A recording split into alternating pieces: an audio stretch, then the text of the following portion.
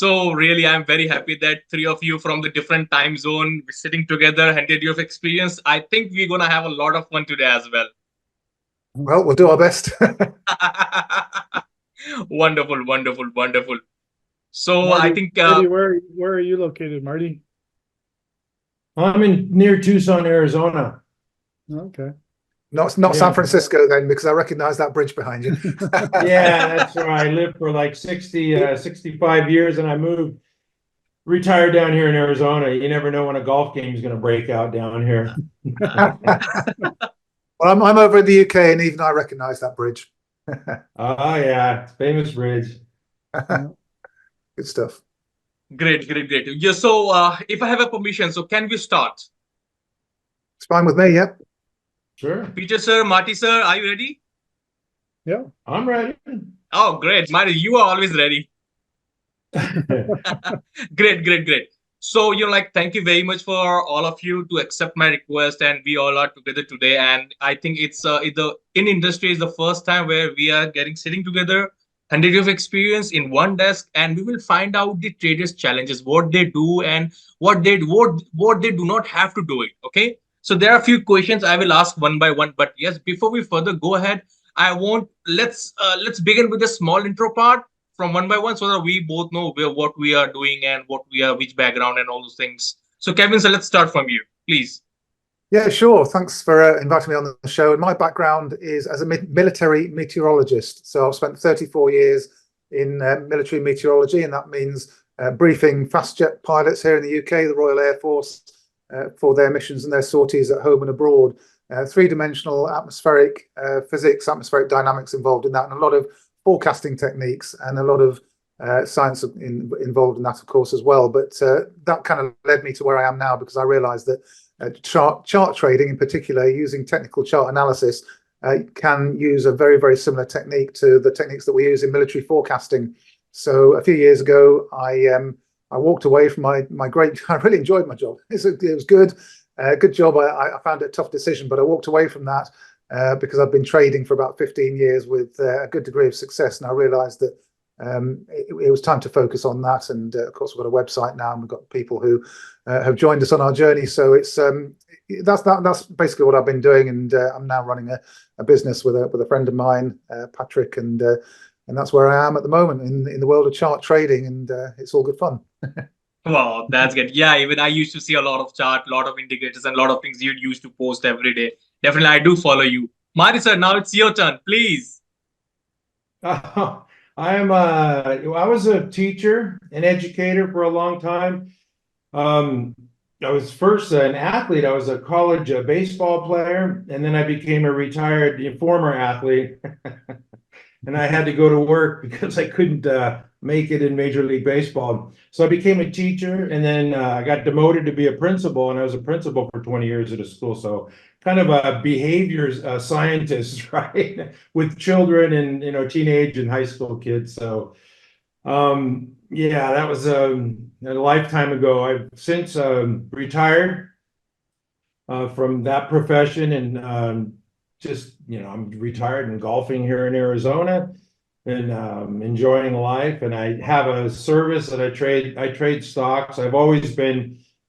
My father got me into stocks, being a long-term holder with IBM and the blue chip names back in the day. And so I've seen that be successful, as he bequeathed that when he passed away to his wife. And then my mom recently passed away, and she bequeathed that to her kids. So it like stays in the family for years and years and years. So that's one style that I had learned, and then I developed other styles through day trading. As a teacher, you don't make much money, so I had to supplement my income by day trading through the go-go 90s. And I learned that all I had to do was just kind of swing trade or kind of hold on to stocks instead of day trading. Instead of making just pennies, you hold on, and the money's made in the sitting for longer term. So now I'm more of a swing trader and more of a long-term holder. I don't have the patience or I don't know what you'd want to call it. I don't need the stress in my life to be day trading and looking at screens. I'd rather be out in the sun,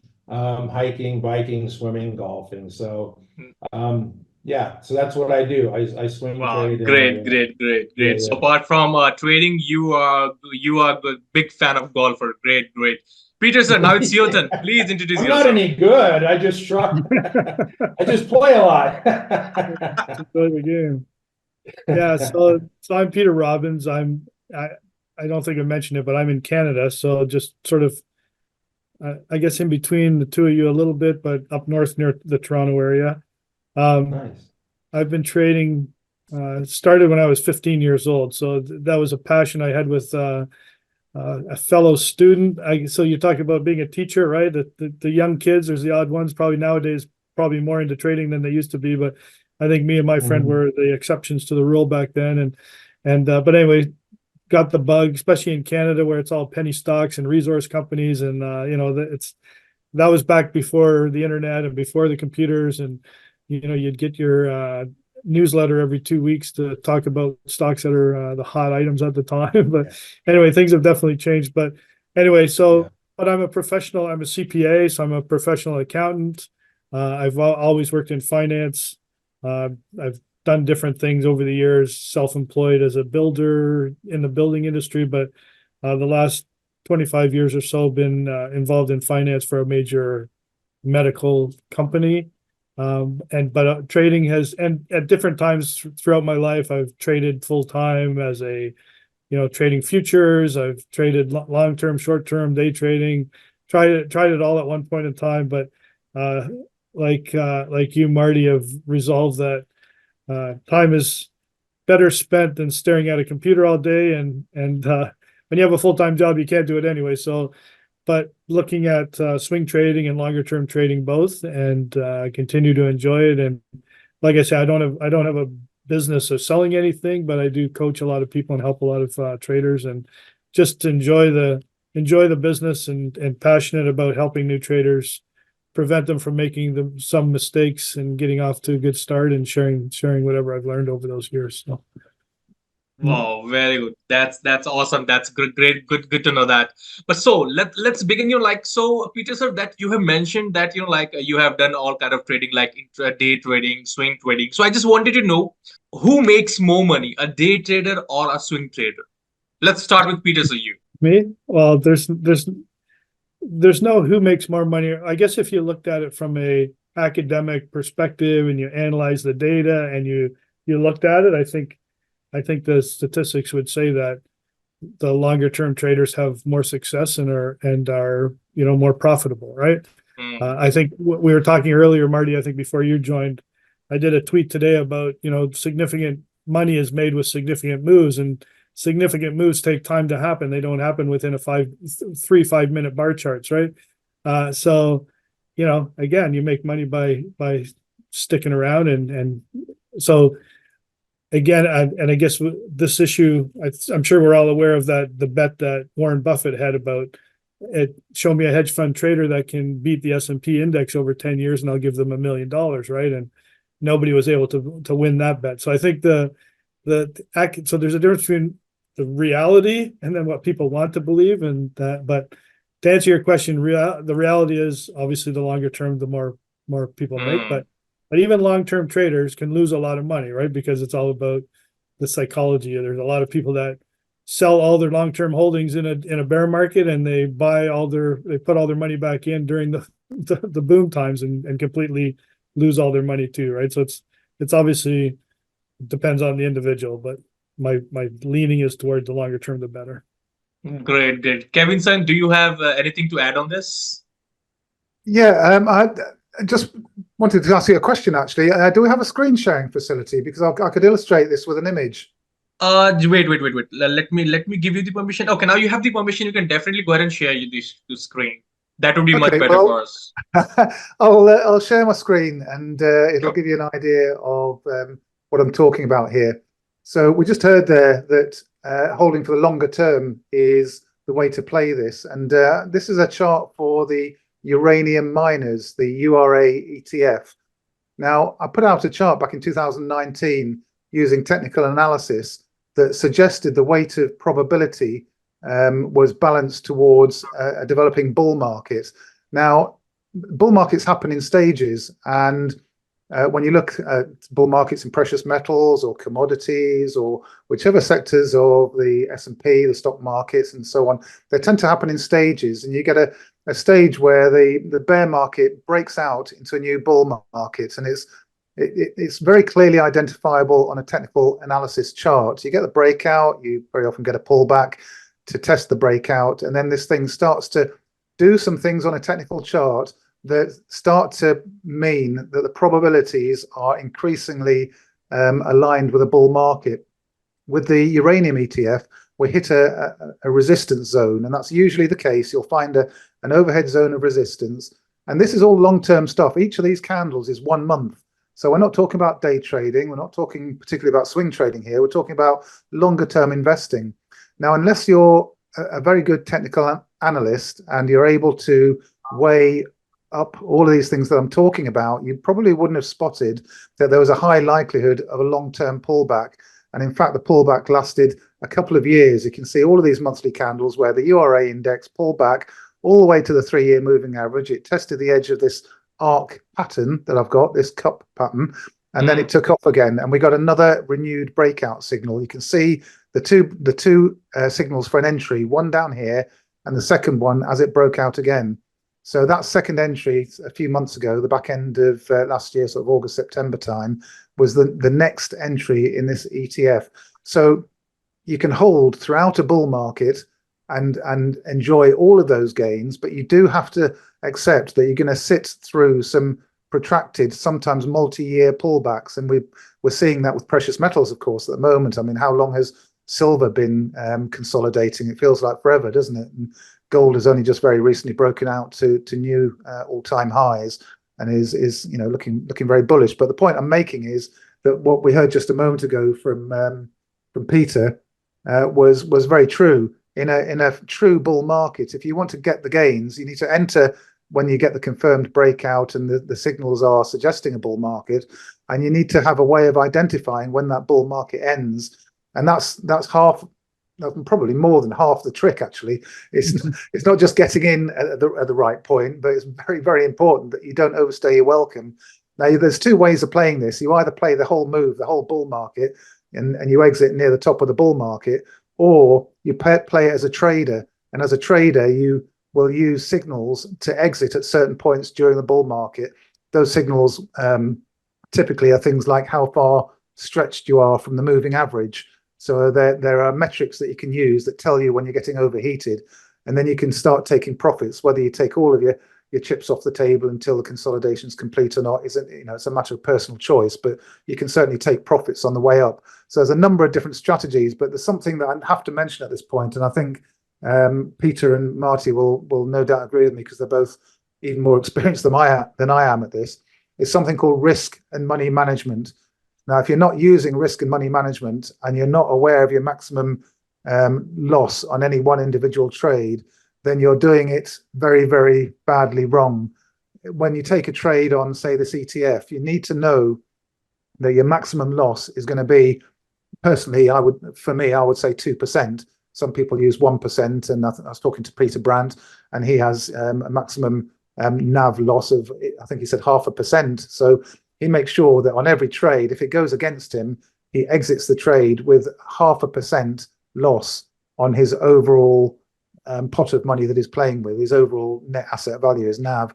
So if you find yourself in a situation where you're taking a 20, 30, 40% loss on the money that you've got to trade and invest in, then you're doing it completely and utterly wrong. You need to use risk and money management.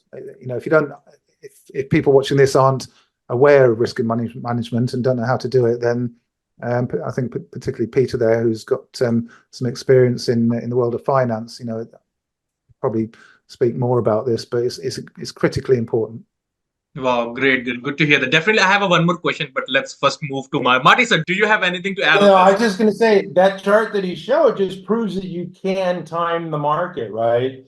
He just proved it to you that you can time it by buying at a certain area, then selling at a certain area, then buying at another area, and then riding the trend higher, right? I mean, that was a monthly chart over years, but still, you can definitely, time the market using technical analysis.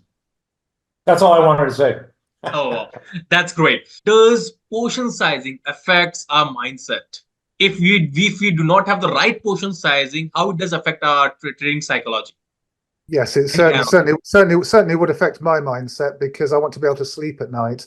Yeah. And so if you're doing it correctly, you'll be doing your trading through a broker that allows you to set a sell stop and set your profit limit. The profit limit is the target. So you take your entry, you set your sell stop, and you set your profit limit. And what's really important is your position size. The position size in terms of how much. Let's say you've got $100,000. Let's say you've got $10,000 to invest.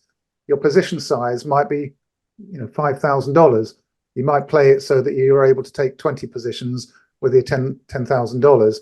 But the position size comes out of your risk reward analysis. So there are plenty of tools out there, and if you're trading, you should probably be using them. And one of them is TradingView. For example, there's bar charts, there's TradingView, there's spider chart. There's all sorts of different pieces of software that you can use, but it's important. Your position size is important because it means that I can take a trade. Let's say I'm buying, I don't know, let's say Tesla. Not that I would be recommending Tesla at the moment, but let's say I thought Tesla was about to suddenly go up and I wanted to buy some.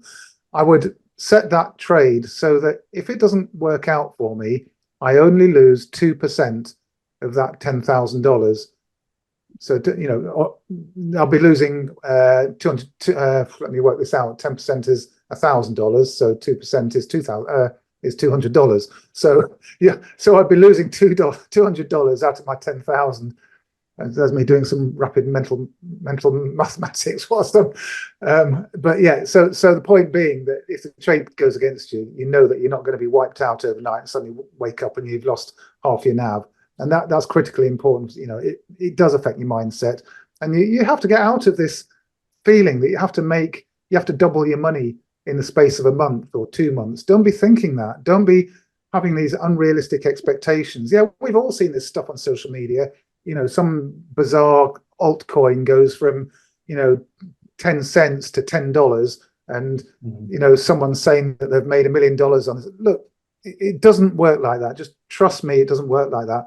It's like being in a casino and everybody seems to be getting excited and you think everybody's winning, but then when you step out of the casino and ask how many people are coming out with a profit in their pockets, you're going to get a completely different story, because the casino wins on the vast majority of occasions, and so does the stock market. The stock market takes away huge amounts of money from those who aren't playing the stock market properly. If you're not trading and investing using a good solid framework and a good solid set of rules, then you're gonna just leave yourself open to losing all of your savings, your finances. It's really not a good idea at all. So having that right mental mindset at the beginning, do not be expecting to get rich quick.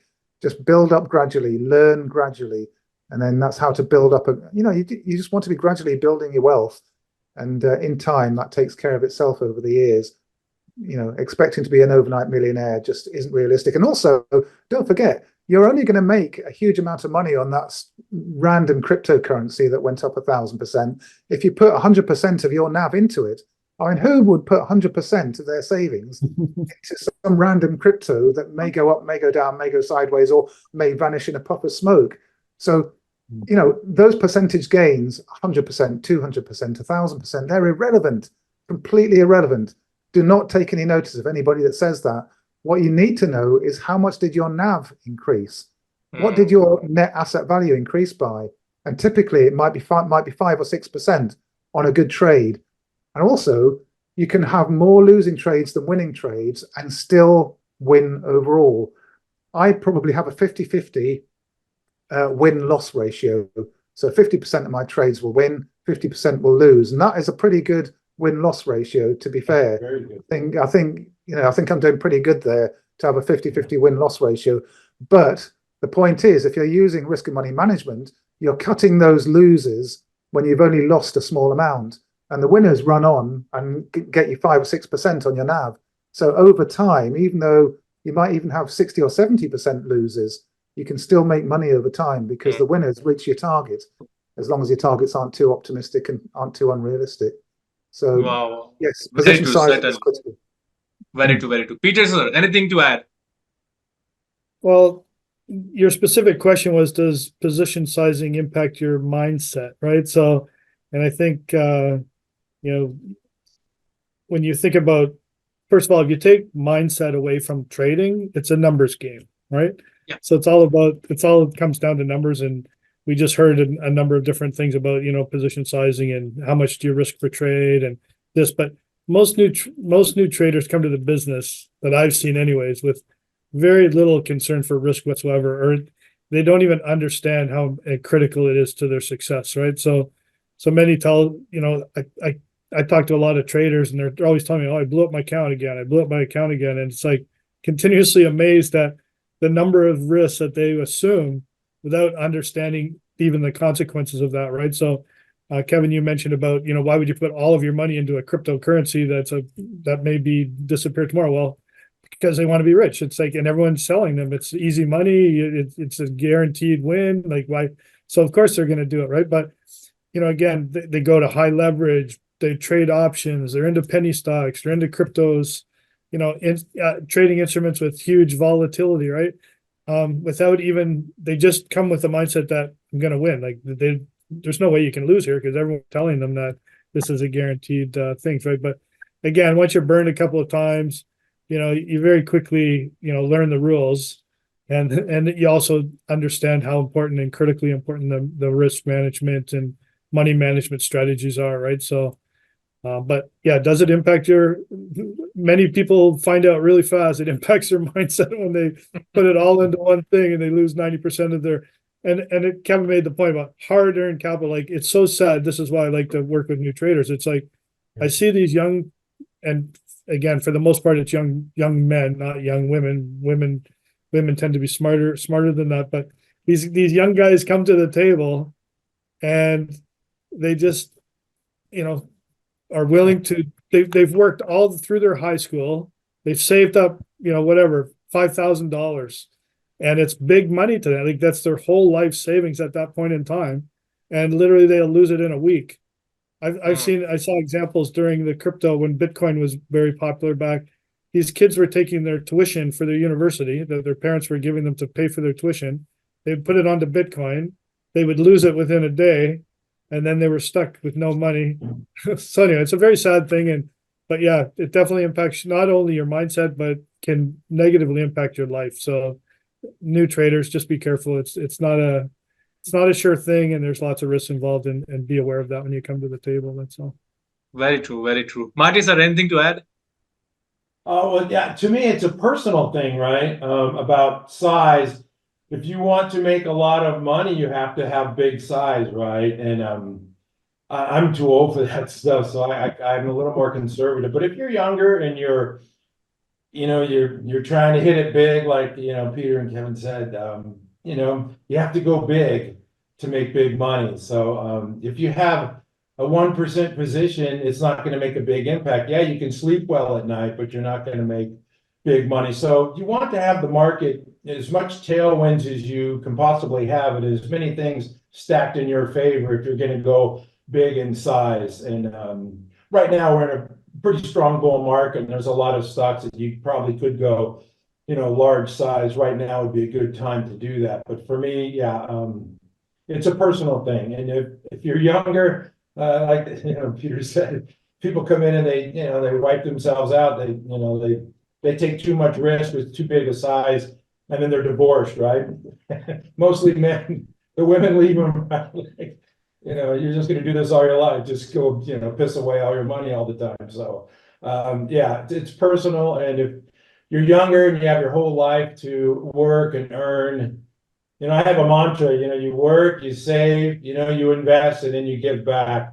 So, but if you're trading, like these altcoins, that's not really investing. That's more like gambling, because they just trade on a whim, right? I mean, you can't tell me what they trade on. So, yeah, it's personal. So Wow, great, great. Good to hear from you, Marty, sir.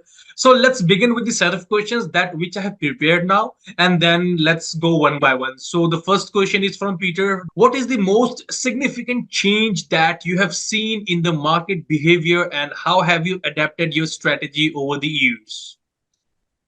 Yeah. I guess I'd start by saying, the old saying, the more things change, the more things stay the same, right? And that, there's been definitely lots of changes over the years. I mentioned earlier about, compute trading before computers, the internet, the information access that's available. So many, there's also obviously lots of different opportunities to find different edges and strategies that didn't exist, 30 years ago or whatever, right? But ultimately market behavior and trader behavior still stays the same for the most part, right? We're still panic selling in downtrends. We're still FOMO buying in the uptrends. And so I have adopted my strategy by better understanding human behavior and then not allowing myself to be caught up in the usual responses to those things, right? And I'm just going to make a point, Marty, about, the interesting thing about size as well is that people put on big size when they don't have the experience and knowledge. And when you do have the experience and knowledge, you're too you're too scared to put on the big size, right? because we've been burned before, we have that scar tissue, in the back of our head. Like, oh, this could go sideways at any time. Yeah. But anyways, that's my answer to your question. Basically, again, it's about human behavior and understanding that, and that doesn't change. But hopefully, with maturity and experience, you start to identify where you're making those bad behavioral decisions and adapting to that, right? So That's true. So my next question is from the Marty sir. Marty sir, could you please tell me, like, what is the most important piece of advice that you would give to a new trader who is just starting out? Oh boy, flexibility. Yeah, your best ability is flexibility. Yeah, I mean, you have to be flexible with there's a lot of things to learn. I don't know, you have to develop a style, you have to know yourself.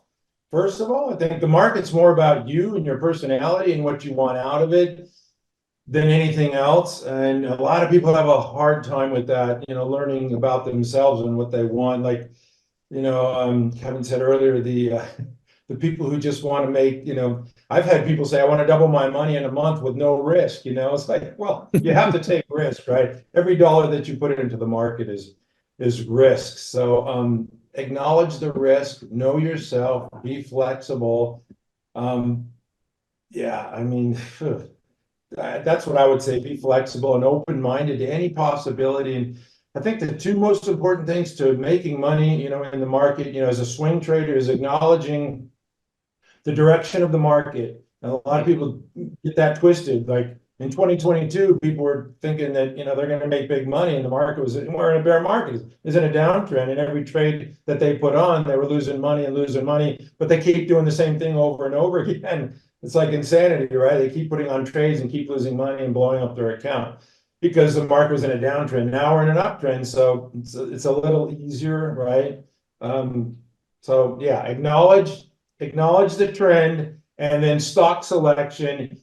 Just because we're in an uptrend doesn't mean you can just buy anything at any time. You still need stocks set up in bases and that have earnings and I think you mentioned earlier about holding for a long period of time. You have to sit through these earnings reports, 2, 3, 4 earnings reports, 6, 8 earnings reports, as these companies are, growing their sales and their earnings over time. That's why the stocks go up, not because of a chart, So stock selection and market direction, I would say you have to have some indicators and some knowledge on how to figure that out and decipher when I should go a little heavier and when I should lighten up.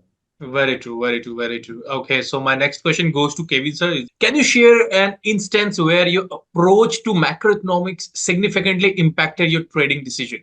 Yeah, it's an interesting one, that. And I'm a technical chart analyst, so macroeconomics, they show up in the technical charts. I'll share my screen again, and I'll show you a technical chart that kind of illustrates that, because I do all of my trading through evidence and through chart-based evidence and through gathering a weight of evidence. That's what's important to me as a trader.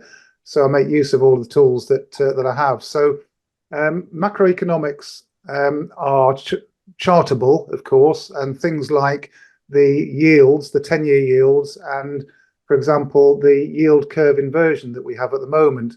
I'm talking about the United States here and how its markets obviously impact the rest of the world. So I'm not US based, but if I was trading, well, I mean, I am trading, and what happens in the US kind of permeates across the whole of certainly the European Union where I am in the UK, and it affects the markets that I'm interested in at the moment, which are the commodity markets, gold and silver, uranium, and all that kind of thing. But macroeconomics, it's important to notice when something big happens, okay, when something major happens. What you've got here is a chart of the 10-year yield in the United States, all the way from the 1920s and earlier, in fact, all the way through to the present day. Now, you can see very clearly on the chart periods of downtrend, uptrend, downtrend. And so these long cycles of uptrends and downtrends, they last for decades, 20, 30, 40 years. And then they change. And then a new regime comes into being, and a new, what's sometimes called a new paradigm, which basically, means a whole new trading and investing environment. That's just happened.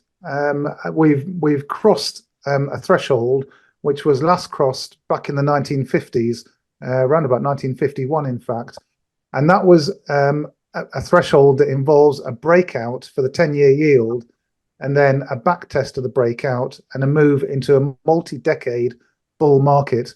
Now, I don't think many people are recognizing what's going on at the moment, but we've just seen that breakout, huge, typical, very, very textbook end of bear market. This spike down in March of the early part of 2020, January, February, March, that quarter, saw a very rapid and violent upside reversal, which I was able to forecast at the time, and that reversal happened as forecast, and the target, which I gave at the time of 5%, was hit. So the target's been hit, and what we're likely seeing now is a cooling off and pulling back of that 10-year yield until we break out above that 5% area again. But the point being that during the 1960s and 70s, the debt to GDP in the US was falling. It fell all the way to about 30% here. So the debt to GDP ratio was particularly low, and that was accommodating for the raising of interest rates. For example, rates could be raised because debt to GDP was falling. Of course, 30% of debt to GDP here in 1981 has now transformed into over 130% of debt to GDP now. We've got much, much more debt, and the ratio of debt to GDP is much, much higher. So we've got a problem. We've got a problem with rates rising here in terms of the simple mathematical fact that if rates are to rise, as this chart wants them to do, then it's going to cause some kind of something in the system to break very violently in terms of weight of debt for the United States.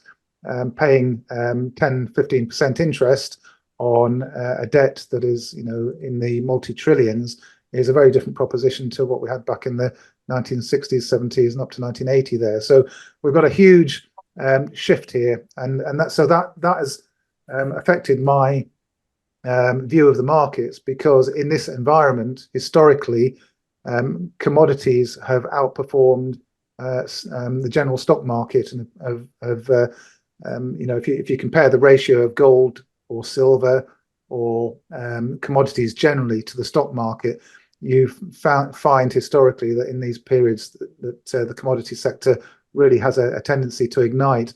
And of course, we've seen gold moving to new all-time highs. Silver hasn't broken out, but uranium is going absolutely bonkers at the moment. And we've seen lots of other commodities going crazy over the last couple of years. People might forget lumber went absolutely crazy. Zinc went crazy. Nickel had its moment in the sun. Copper hasn't really gone crazy yet, but there's a whole range of, you tend to get a sort of a popcorn effect where the commodity sector sort of blasts off at various random, seemingly random points, with random commodities going absolutely crazy, and you get these waves of inflation. So we're in an environment now where we're going to, I think, see a tendency towards inflationary waves, but just how that plays out with the debt to GDP ratio is something that's probably a little bit above my pay grade. I'm not an economist. I'm not a financial advisor even. I'm a technical chart analyst and a forecaster who's just got a little bit of a skill for sort of gathering the evidence and putting it all together. But, you know, something just doesn't quite add up at the moment. And I suspect that's going to show in terms of stress in the economy. The 10-year minus the 2-year yield, that yield curve inversion, when it uninverts, when the yield curve uninverts, historically speaking, it results in some kind of financial crisis, like the dot-com. You know, the dot-com issue happened when the yield curve uninverted. The Asian financial crisis happened when the when the yield curve uninverted. We've seen the financial 2008 sort of financial crisis. We've seen stock market crises and financial crises throughout history when the 10 minus the 2-year yield curve uninverts. So my point here is that is we're inverted at the moment. At some point, that's going to uninvert. Now, if you put that together with what's happening in commodities, and what's happening with the 10-year yield chart there, and start putting all this evidence together, and looking at the banking sector and various other pieces of evidence, it makes me think that later on in 2024 and into 2025, we've got a serious problem, a very serious problem. The US dollar is likely developing a bit of a problem as well. So a lot of forces are at work at the moment, and it's a very dangerous time, globally speaking, for conflict as well, for war. You get these war cycles that coincide with what happens with these commodity cycles. So again, I'm no expert on that, but I'm able to observe that, you know, the pressures that are building, and I do have, you know, a lot of worries and concerns on a wider scale for humanity and you know what's going to happen with the world. But getting back to your original question, yes, the, you know, macroeconomic environment should guide you because it puts you on the right side of the trend. Are we in a situation where tech and cryptocurrencies and speculative assets are likely to do well, or are we moving into an era where things like commodities, real assets, you know, you drop it on your foot and it hurts, those kind of investments are going to do well? And you know, I'm not going to go too deeply into that, but just in a very broad sense, then yes, those macroeconomic shifts are very important. Wow, that's wonderful. Good to hear that. And the kind of evidence you are collecting and you are showing us, that's really commendable. So let's move to our next question. That is our open question for everybody. In your opinion, what is the most common misconception about trading that new traders have? Starting with Peter, sir. I would think the most common misconception would be that trading is easy. Yeah, it's simple, but it's definitely not easy, right? Anyone can open up an account, and we saw this during the whole COVID thing, right? And everyone opened up a Robinhood account, they got their government check, and they were a trader. All of a sudden, they were traders, right? Of course, that's not the reality. You know, again, we talked about coming to the game with unrealistic expectations, only thinking that you're just going to make money. It's easy, not understanding the risks we talked about. But yeah, so I think the biggest misconception is that it's easy, and also that, you know, all of the different components that are involved, that it's so easy to join the game, join the business, that it's easy to do with little or no knowledge, right? So very true, very true. Marty, sir, please add on something to it. Yeah, I just have to concur with Peter that people think it's easy, and it's not. I mean, it is simple, but, you know, we had a lot of people enjoying the market in 2020, yeah, with their government stimulus checks, and then they thought it was easy and, you know, making money for the year of 2020. And then what happened? They all got blown up and they left the market. And now we have a little bit of a bull market, and they're starting to trickle back in a little bit. But I think they're a little wiser now. But yeah, it's not easy, and that is a you know, number one misconception, that it is simple and easy. Yeah. Great, great. Kevin, sir, do you have anything to add? Yeah, I think a common misconception is that there is an answer in terms of how to forecast the future. There isn't. That there is no way that anybody, including myself, can say that stock XYZ is going up by 50% in the next 6 months or down 50% in the next 6 months. There's absolutely no single way that any trader can know with certainty what's going to happen. What you can do, and I can promise you this after 34 years of forecasting the weather for pilots, for aviation, what you can do, you can gather the evidence. So you spend time gathering the evidence, whether it be fundamental evidence or technical chart evidence. It's all valid, but in my particular view and opinion, everything that's fundamental is represented on a price chart because it prices in everything that every market participant knows or thinks they know about the present and future for that particular company. So I believe fundamentals and technical analysis are one and the same thing, but the technical analysis is the fundamentals in a nice picture for us. Okay, so that's my starting point.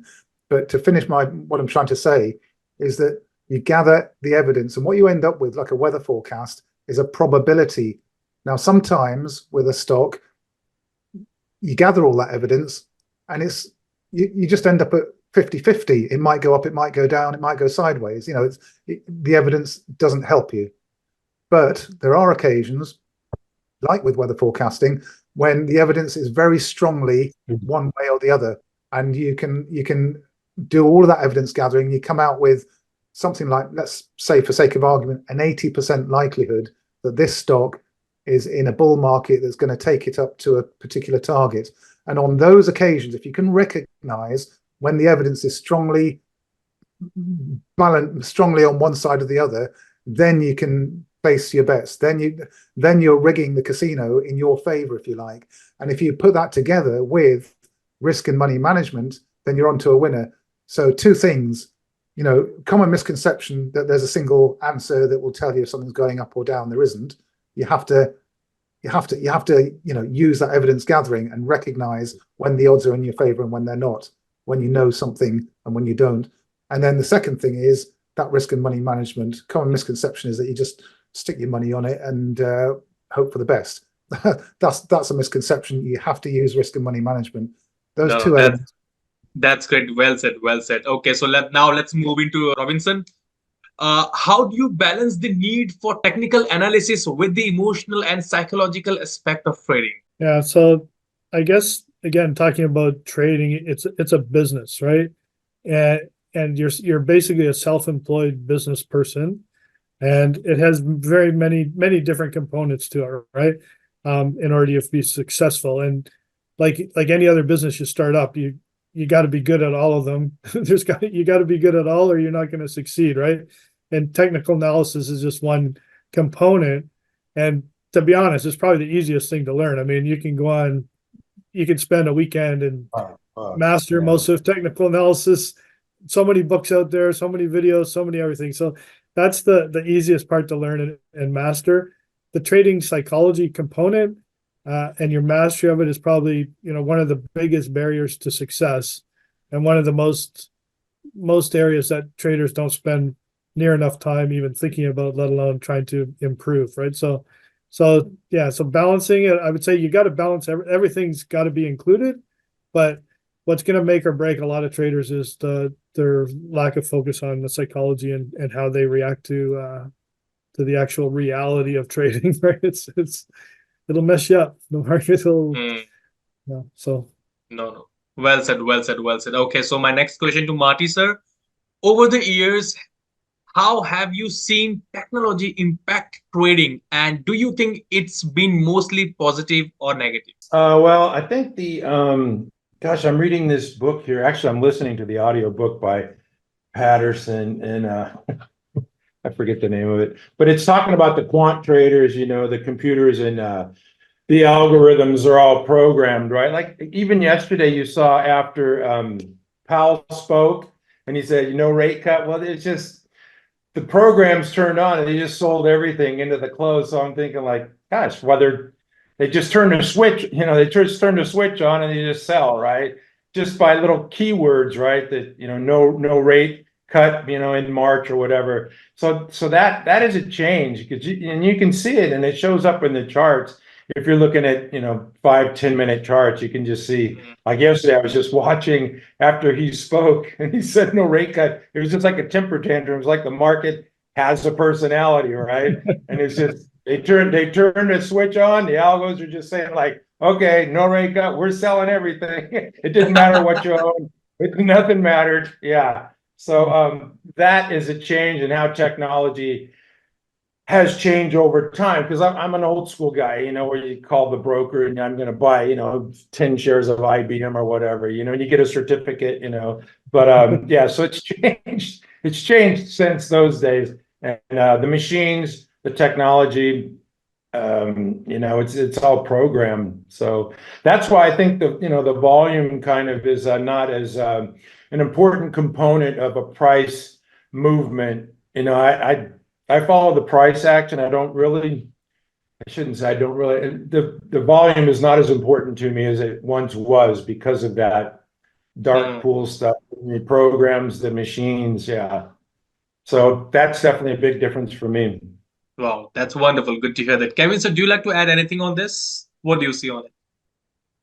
In terms of technology and trading, I mean, clearly the technology has opened trading up to a much, much wider audience. You only have to have a smartphone, download a trading app, and off you go. So there's a lot more, I would say there's probably a lot more dumb money in the market than there probably was at one point, because trading, I think, was pretty much reserved in a lot of ways for professionals, for fund managers, pension managers, and people who I guess were professionally trained, whereas now, anybody can literally load up a trading account and dump it on any penny stock they want to, and then find that when they want to try and get out, there's something called liquidity that means that they can't get out without dumping the share price. So there's a lot of pitfalls out there for new investors and traders. And although technology is great because it's opened it up to everybody, it's also a real big danger for those who don't know what they're doing. It's a minefield. Cryptocurrency has just kind of made that very, very clear and obvious, really, because probably everybody I know under the age of around about 25 has got a cryptocurrency account, Coinbase or Binance, on their smartphone, and they're putting all of your, as you said earlier on, student money into cryptocurrencies in the hope that they're going to be able to buy their first house within 12 months. So technology's had a profound effect, hasn't it? Whether it's good or bad in the long run, I suppose remains to be seen. It's always a double-edged sword. Wonderful. Great. Okay, so my next question is again open for all. So let's begin with Kevin sir, from to you itself. What is the biggest challenge traders face in today's market, and how can they overcome from it? Yeah, I think the challenge in today's market is much the same as it's always been, really, and that's your own emotions. The market does what the market does, and I've been analysing these charts now for probably 20 years, looking at the technical price charts, and I've done thousands and thousands and probably hundreds of thousands of technical analysis charts. And one thing I can say with certainty is that it doesn't matter whether it's a very little known cryptocurrency or whether it's a commodity that's been around for thousands of years, or whether it's the stock market. All of these charts display the same behaviors and the same patterns, the same breakouts, the same breakdowns. They give the same signals. So if you are very, very mechanical about it and you're very unbiased, if you have but your own bias and your own beliefs are the biggest thing you have to overcome, because some people are very biased towards cryptocurrency or biased towards gold, and they view that asset as the thing that you should own. You must have gold. You must have gold miners, precious metal miners. It might be uranium at the moment because it's gone up hundreds of % and everyone's getting excited, or it could be some cryptocurrency tomorrow. You have to fight against that. It's your own emotions and your own biases, and that is and always will be the biggest challenge. And you have to have a technique, whatever it is, that fits your personality. You have to have a technique to overcome that. And we've all got different personalities. We've all got a slightly different style and a slightly different technique. Peter Brandt said this. So I'm stealing his words here, and words of wisdom, which is that we're all slightly different. We've all got different fingerprints. We've all got different ways our brain works, which is fine. And so that our trading styles will be slightly different, and that's okay. We don't all have to trade in exactly the same way to be successful, but you have to have a method, a technique, and a way of eliminating bias. If you start to feel bias towards a particular asset class, fight against it, because those asset classes, they all display cyclical behavior, bull markets, bear markets. If you're not able to recognize when that asset is underperforming versus another asset, and you would really want to have your money in that other asset because it's outperforming and it's breaking out into a bull market. If you don't have a methodology for recognizing that, then you've got a problem. So yeah, it's your own personality, your own biases that are the biggest problem. Oh, well said, well said. Peter, sir, do you have anything to add on this? No, I would agree that, again, I don't think there's anything about today's market that makes it any different, very significantly different than any other market when it comes to true challenge. I mean, we talked a little bit about ease of entry. It's really easy to enter, a lot easier and a lot cheaper, perceived cheaper than it was in the past. But the biggest thing is, what is still within themselves, right? And that's being able to manage your behavior and trading behavior. And so I agree with Marty and Ken for sure. No, well said, well said. Marty, sir, do you have anything to add on this? Yeah, you are your biggest obstacle in the market. You have to learn your personality, develop a system, like you said. To get in and out of a market, you need indicators, moving averages, whatever strategy you use, you need to develop that. So, yeah, it's up to your own personality. If you don't have a personality, you better get one, right? Yeah, that's good advice. Well said, well said. Okay, now let's get back to Kevin, sir. In your experience, what is the most effective way to use market indicators in predicting future trends? Okay, I'm going to have to share you a chart here. Is that okay if I Please. share my screen again? Yes, yes, yes. Okay, I'm going to use the example of the gold market. I know in India, gold is very, very popular as an investment. And there are a number of indicators that you can use for long-term trends. If you're on a long-term trend, then you should be really using a log scale on your chart. So we have a logarithmic price scale here because price has moved by orders of magnitude. It's moved from hundreds of dollars to thousands of dollars. So you've got a magnitude change there. So you're using a log scale. Now, the indicators, there's so many indicators that you can use, but they all follow variations of the same mathematical properties: price, momentum, time. They're all measuring the same metrics in a slightly different way, moving averages. So the gold market, you want to identify whether you're in an uptrend or a downtrend, and over a long period of time, it's not that hard to do that actually, because if you're using, for example, the ratio versus the stock market and the 7-year rate of change, then it can be very, very clear when you're breaking out into new bull markets.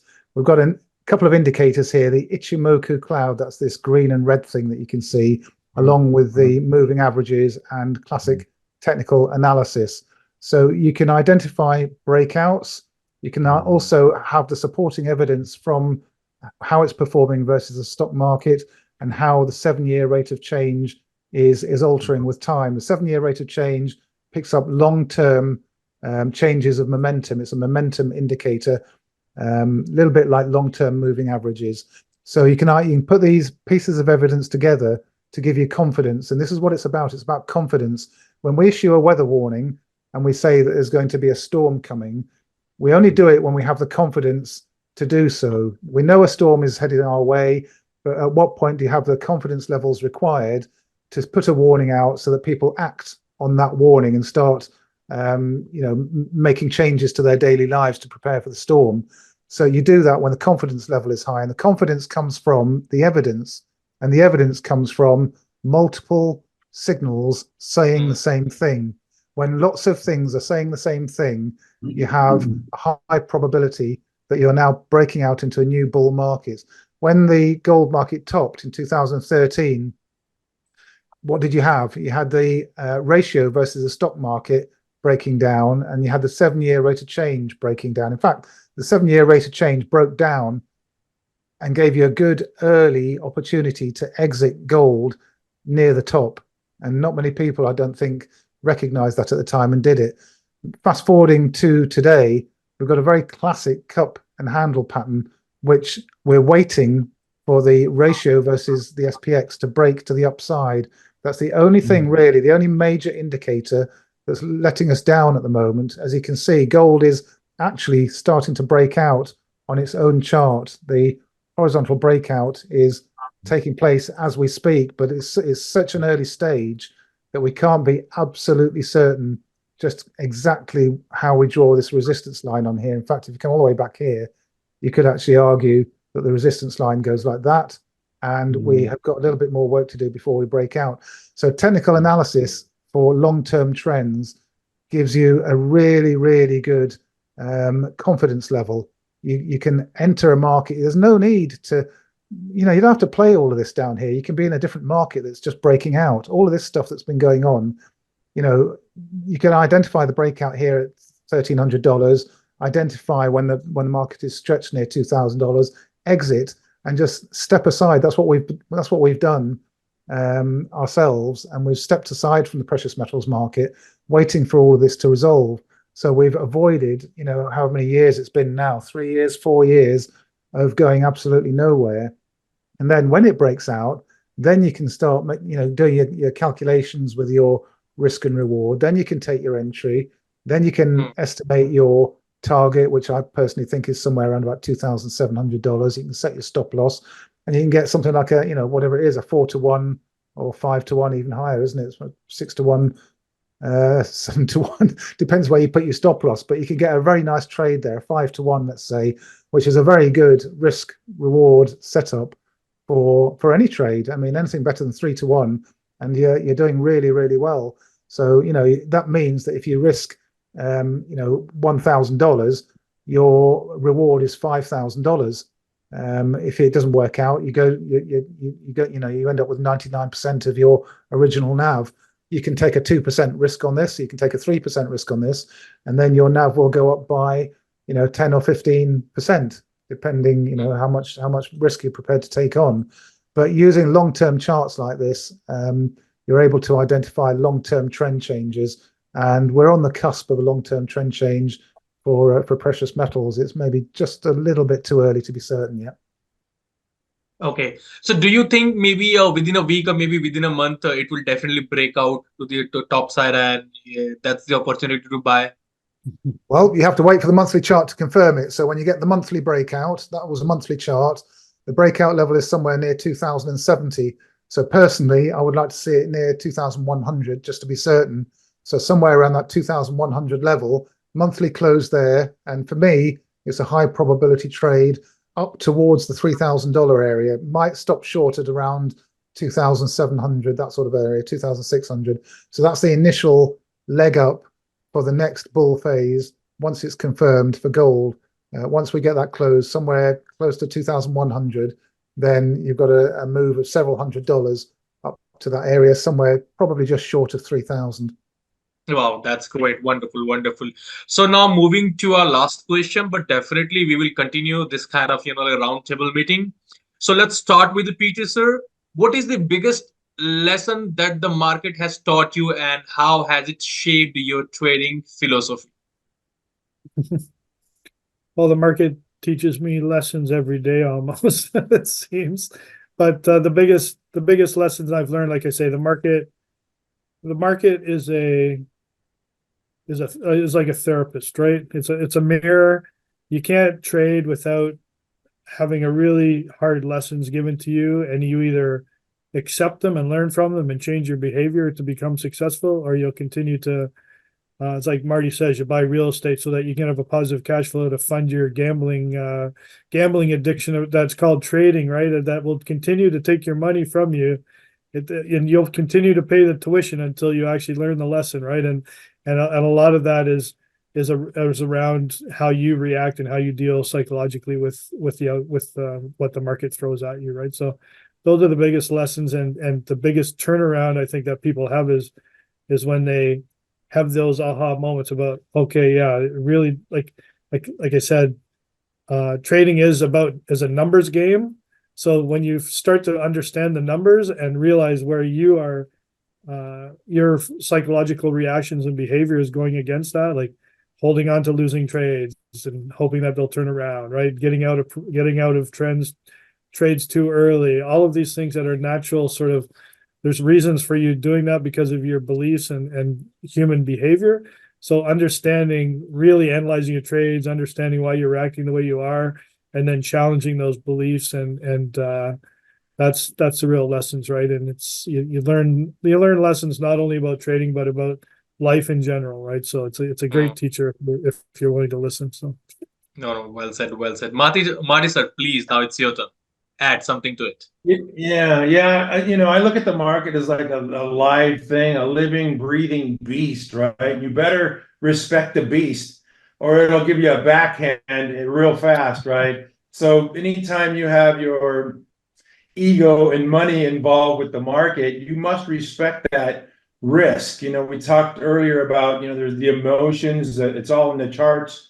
Over time, it just repeats over and over, and that's fear and greed, right? We want to buy the fear and sell the greed. I think that Warren Buffett has a quote, something similar to that. But the market will smack you down. You better respect it. And I think that, that's a great teacher too, to get burned by the market, get slapped down. And that'll teach you. Hopefully you learn your lesson and change. Because as Peter said, your ego gets involved and you want to fight the market. You're right and the market's wrong. Well, the market's always right. And so you just better respect that market and know yourself too. Yes. And keep your ego in check. Great. Kevin sir, now it's your turn. Yeah, fight the narrative would be my what I've learned the most. I think narratives are dangerous things, and a little nuance on that actually about the narrative. If you're thinking of buying a stock or a share, do not do it if the sector that stock is from is not breaking out and it's not in a bull market. So if you're about to buy say again, an oil stock or a tech stock or a pharmaceutical stock, if the appropriate sector ETF or sector for that stock, the part of the stock market that is representative, if that is not in a bull market, do not buy that stock, because what's likely to happen is you'll get a little move to the upside. Someone's pumping the news for whatever reason, and then the thing's going to roll over and you're going to lose all your money, and you're going to be, at that stage, you're probably going to be sort of sold on the narrative and, it's going to go up because someone told me it's going to go up. But if the sector that it's in is not already in, a bull market or the, breaking out, then don't buy it. So fight the narrative, because also headlines appear in the news near the tops of bull markets and near the bottoms of bear markets. So everything's very, very bearish at the bottom and everything's very, very bullish at the top. So try and zone out and ignore, social media headlines or news headlines or financial newsletter headlines. Try to not be influenced by that, because that would be a big mistake. So that's something else that you learn fairly early on, or if you don't, you regret it fairly early on. No, that's well said. Well, that's the end of my question. And I really thank you guys for your precious time that we all are together itself. And really, I learned a lot, and definitely whoever will watch this video, they are going to have a lot of experience, lot of good talk that we had today. And definitely we'll continue this kind of talk once in a 2 month. I hope you guys were ready with this, right? Yeah. I mean, as I said, I'm happy to discuss, all aspects of trading and, psychology around trading. It's anything that helps new traders is fine with me. I want to fight those people that are causing those, some people to lose a lot of money. So anything that prevents people being conned, I don't like con artists. No, definitely. Thank you. Peter, sir. Yeah, of course. Like I say, there's lots of, you mentioned at the beginning, there's a lot of experience around this table right now, and I think we're all willing to share that information and hopefully help a few traders that are starting out. A lot of people have to learn the lessons the hard way. That's just part of life, right? But at least I think more and more people are using this type of format, and there's lots of information out there. So if they can get a couple of little tidbits that maybe give them a second thought before they press that first buy button. And, it's worthwhile. And like we said, it's always great to have a chat with fellow traders. We understand each other. It's always great to. Yeah, it sounded like we were all pretty much on the same page there, which is Yes. good, I guess. Yeah. Okay. So, well, before we end up, well, I just wanted to add something like, probably maybe in the year end or maybe next starting of the year, we guys wanna you guys to come India, join us, and let's educate our Indian traders. So everything would be from our end. You don't have to do anything. You just have to decide for how many days. We will arrange everything from our pocket. Is that fine with you guys? I'm afraid I'm not in a position to fly to India at the moment, but much as I would love to, I can't do that at the moment. I've got too many commitments here in the UK. But Marty sir, you are ready, right? I'm ready. I'm ready to and go. Peter sir, you are ready, right? Yeah, I always wanted to visit India. I got a lot of That's friends. wonderful. a So lot we of will friends in definitely love it. India. And Kevin sir, you are invited. But if you're not able to, definitely. But there would be a conference call. We will arrange it.